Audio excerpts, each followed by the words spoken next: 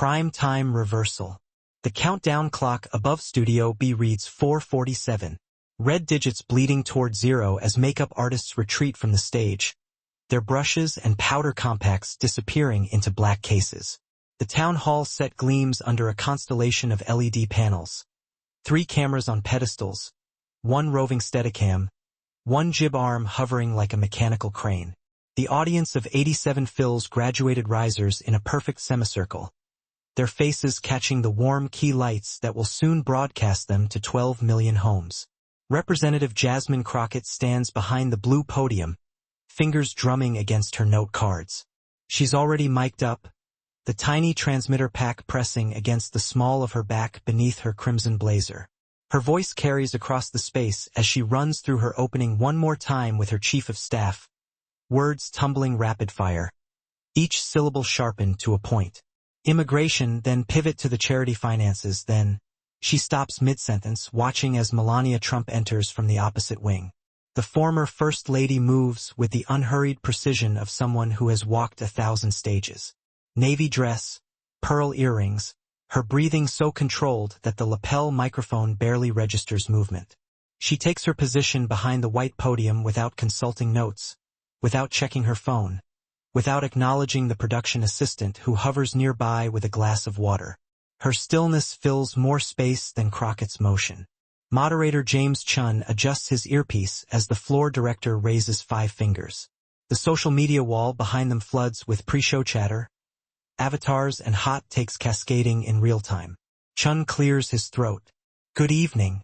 I'm James Chun, and welcome to this special CNN town hall, where citizens will have the opportunity to question 2 prominent voices in our national conversation. The teleprompter reflects in his glasses as he continues. Our participants tonight, Representative Jasmine Crockett of Texas's 30th District, serving her 2nd term on the House Oversight Committee, and Mrs. Melania Trump, former First Lady of the United States and founder of the Be Best initiative. For fingers. 3, 2. Crockett leans into her microphone before Chun finishes his next sentence. Let's be clear about why we're really here, James. Mrs. Trump wants to rehabilitate her image while Representative Crockett, Chun interjects. We'll begin with questions from our audience members in just a moment. But Crockett's already rolling, her words accelerating. While her husband's legal bills mount and his campaign. Thank you for having me, James. Melania's voice cuts through like a blade wrapped in velvet. Not loud, but somehow it fills every corner of the studio. And thank you to the audience for your time tonight. Camera 2 pushes in on Crockett's face. A muscle twitches in her jaw. She shuffles her cards, restructuring her attack. The audience shifts. Creaking seats, suppressed coughs, the whisper of fabric as people lean forward. Chun gestures to a middle-aged man in the 3rd row. Our first question comes from Robert Ashford, a veteran from Queens. Robert stands, favoring his left leg. Mrs. Trump, my question is about veteran mental health funding that was cut during your husband's administration. Crockett interrupts, spinning toward Melania. 22% reduction in real dollars when you adjust for. I did not cut anything. Melania's response arrives without rush, without heat. I was not president. Pause precisely calibrated. But I did visit Walter Reed 47 times. Without cameras. Crockett's hand slices the air. That's not. You can't simply distance yourself from the administration's policies when convenient. I visited. Melania continues as if Crockett hasn't spoken, her eyes finding Robert Ashford in the audience. Would you like me to answer your question about mental health programs, Mr. Ashford? The veteran nods, sits back down. Camera 4 catches 3 audience members exchanging glances. Surprise, perhaps, or recognition of something shifting in the room's atmosphere. Crockett taps her cards against the podium, a sharp staccato rhythm. This is exactly the kind of deflection we've seen for years. Mrs. Trump, you stood by while children were separated. I went to the border. Each word drops like a stone into still water. Did you? The social wall explodes. At Political Junkie 482. Oh snap. She went there. At Texas True. Crockett's got the facts though, watch. At neutral observer, why is Crockett interrupting every question? Chun attempts to restore order. Ladies, please. Let's allow our audience members to. I have the floor, Crockett insists, her voice climbing half an octave. The American people deserve to know about the financial irregularities in the Be Best initiative. Where did that money really go? Melania's fingers rest motionless on the podium's edge. No grip, no tension, as if she's merely borrowing the space. Every penny is accounted for in public filings, which you have not read. I've read them, Crockett fires back. I've read every single. Page 117. Melania's eyes don't leave Crockett's face. The section you are about to quote. It refers to administrative costs, not missing funds. The fact-check crawl at the bottom of the screen flickers to life. Be Best financial records show 91% program spending, 9% administrative, rated highly effective by Charity Navigator. Crockett's momentum stutters. She flips through her cards, searching. The cameras catch it all, the fumble, the recovery attempt, the slight sheen of perspiration under the lights. We're not just talking about one report. This is a pattern of... Ms. Rodriguez. Melania turns to acknowledge a woman in the front row wearing scrubs. You had your hand raised. You are a nurse. The woman stands. Yes. I'm Elena Rodriguez. I work at Mount Sinai, and I wanted to ask about healthcare costs. Crockett wheels back toward the conversation. Healthcare costs that skyrocketed under the previous administration's failed attempts to... Representative. Melania's single word lands with unexpected weight. She asked me. The studio falls into a pocket of silence so complete that the air conditioning becomes audible. Camera 1 pulls back to show both women in profile. Crockett coiled like a spring, Melania still as marble. Chun touches his earpiece, receiving word from the control room. The audience leans forward collectively, sensing something about to break. A grad student named Jamie in row 5 stops typing on their phone. The retired teacher, Mrs. Patterson, adjusts her glasses. Crockett's voice cracks through the quiet. Louder now. Faster. You don't get to control this narrative. You don't get to stand there and pretend you weren't complicit in. I immigrated here legally. Melania's statement arrives without preamble, without context, yet somehow it connects to everything. I learned English. I built my business. I paid my taxes. Her head tilts perhaps 2 degrees. Before I met my husband. What did you build before politics? The question hangs in the air like a held breath. Crockett opens her mouth, closes it, opens it again. That's not. This isn't about me. No. Melania's eyebrow rises a millimeter. Then why do you keep talking? At silent majority, OMG, she's ice cold, I love it, at resistance leader. Crockett needs to nail her now at Suburban Mom 2020. Why won't she let anyone ask questions though? The small business owner in row 4, Marcus Chun, no relation to the moderator, raises his hand. James Chun quickly acknowledges him. Mr. Chun, your question? I wanted to ask about small business loans and Crockett pounces, which were deliberately delayed in minority communities, Mrs. Trump. Your husband's administration systematically. I promoted women's entrepreneurship. Melania doesn't raise her volume to match Crockett's. Instead, she seems to lower it, forcing the room to listen more carefully. In 17 countries, including here, including Texas. She turns to Marcus Chin. Your business is restaurants? He nods, surprised she knows. I read the participant list, she continues. Your question is about the loan delays in 2020? Crockett's hands fly up. Don't coach the witness, the audience member. This is exactly the kind of manipulation. The control room director whispers into James Chen's earpiece. The social wall is moving too fast to read individual posts now. A waterfall of reactions, memes already forming, clips already being cut. Crockett's voice rises to fill the space. You want to talk about entrepreneurship? Let's talk about the contractors your husband never paid. Let's talk about the charity funds that were misused. Let's talk about... You've been talking for 11 minutes. Melania's observation lands with surgical precision. The audience has asked 3 questions. You've answered none. The studio seems to inhale collectively. Camera 3 pushes in slowly on Melania's face. No triumph visible, no smile, just that same carved stillness. Crockett's cheeks flush under the powder. I'm holding you accountable. That's my job. That's what the American people sent me here to do. To interrupt? The word sits there, unadorned, unelaborated. Crockett starts 3 different responses, her hands moving in sharp gestures. But each sentence collides with the next before it can form completely. Chen tries once more. Perhaps we could return to Mr. Chen's question about small business. She doesn't want to answer. Crockett's voice cracks slightly on the last word. She's deflecting. She's avoiding. A flashback floods Melania's mind for just a moment. A morning 3 weeks ago. Her communications director spreading papers across a mahogany table. She'll come at you hard. Interrupt constantly. Let her. Every interruption makes her look worse.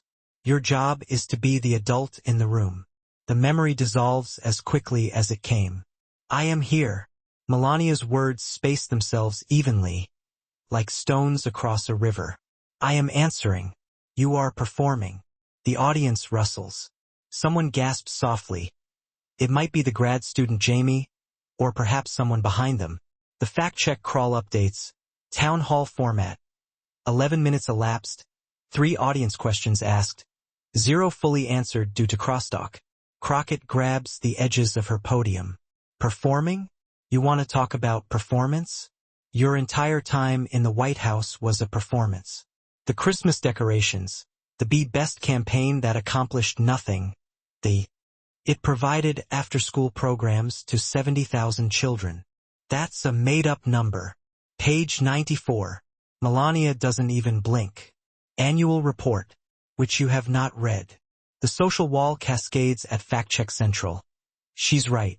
Page 94. Just looked it up. At Blue Wave Rising. Crockett getting bodied by footnotes. At Policy Wonk. This is painful to watch. Crockett's voice climbs higher, faster. Words tumbling over each other.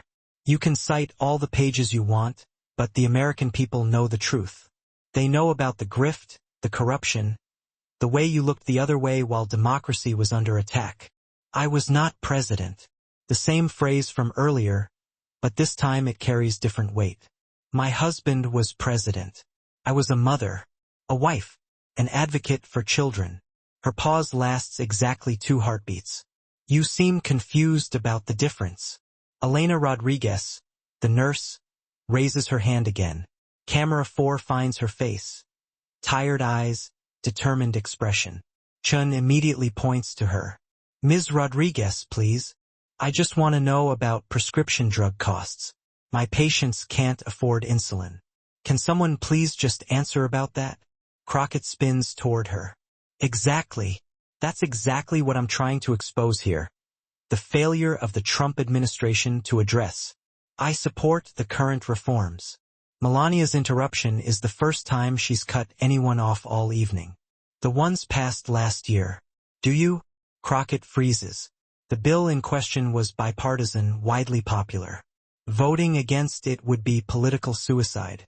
Supporting it means agreeing with Melania Trump on live television. The moment stretches. The studio lights burn overhead, their heat suddenly palpable. A bead of sweat traces down Crockett's temple. The cameras see everything, every micro-expression, every tell. Another flash of memory crosses Melania's mind.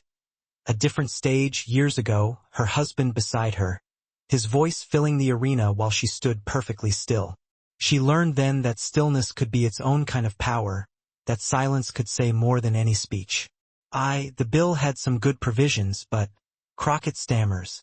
Yes or no? Melania's question arrives clean, without ornament. It's not that simple. It is for Ms. Rodriguez's patients. The audience shifts again.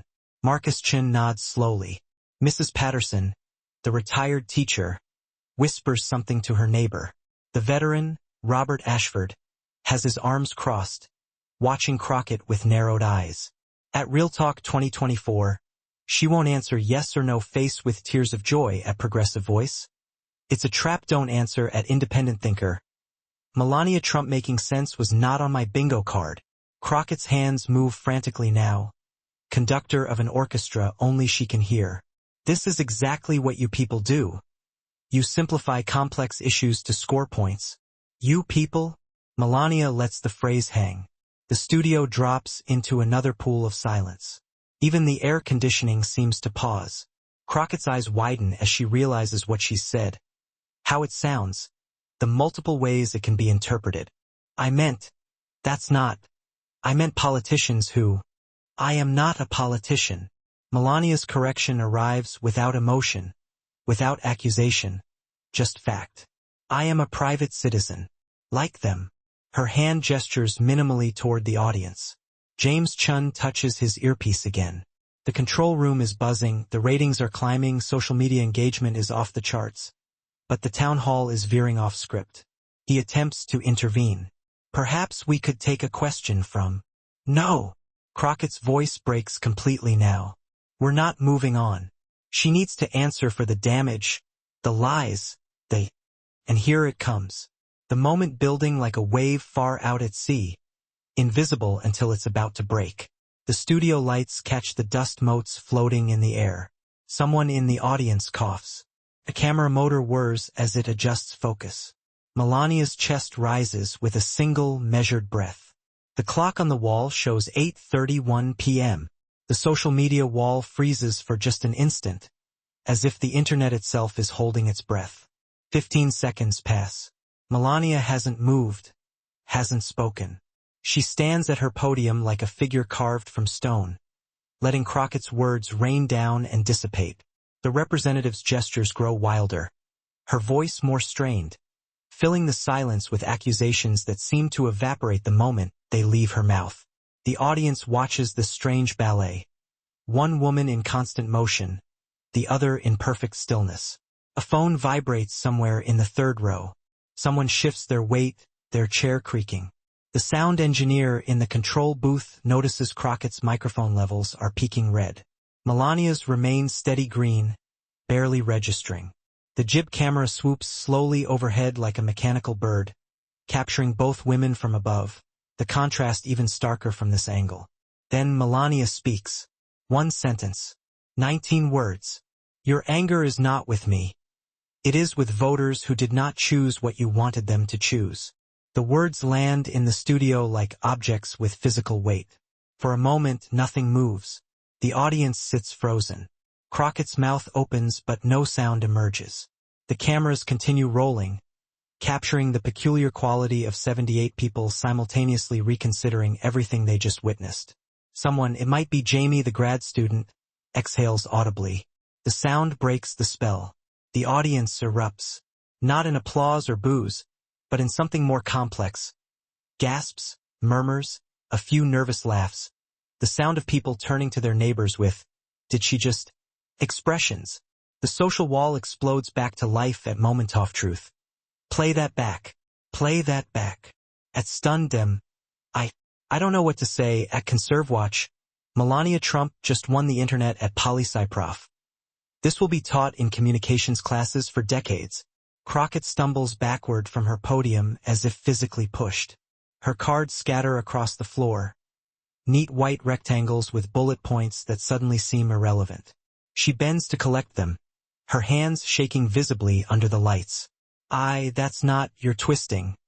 But the sentences won't form. The representative who entered the studio with rapid-fire prosecutorial energy now looks like a law student who's forgotten their closing argument. James Chun touches his earpiece. The producer is screaming in his ear, but he can't make out the words over the studio noise. He raises his voice. Let's take a quick commercial break. No. Melania's single word cuts through. The audience came for answers. About healthcare, small business, veterans. She turns to face the risers. Ask your questions. And they do. For the remaining 23 minutes, audience members stand one by one. Marcus Chun asks about PPP loan forgiveness. Elena Rodriguez gets specific answers about insulin price caps. Robert Ashford hears about veteran suicide prevention programs. A young mother named Keisha Williams asks about childcare costs. Mrs. Patterson inquires about Social Security. Melania answers each one, not with talking points or rehearsed sound bites, but with specific page numbers, bill names, implementation dates. When she doesn't know something, she says so. I will find out and post the answer tomorrow. Crockett tries to interject 4 more times. Each attempt lands with less force than the last. By the final segment, she's gripping her podium like someone holding onto a life raft. Her prepared attack's useless against an opponent who won't engage in combat. The closing shots are brutal in their clarity. Camera 2. Crockett's smeared lipstick and wilting hair. Camera 3. Melania's unchanged composure, not a hair out of place. Camera 1. The wide shot showing Crockett's scattered note cards still on the floor. Melania's podium bare except for her resting hands. Chun wraps the show. Thank you for joining us for this CNN town hall. I'm James Chun. Good night. The on-air sign goes dark. The audience begins to file out, but slowly, many lingering to process what they've witnessed.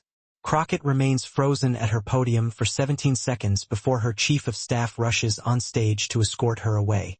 Melania shakes hands with James Chen, then walks to the audience risers and speaks quietly with Elena Rodriguez, exchanging phone numbers.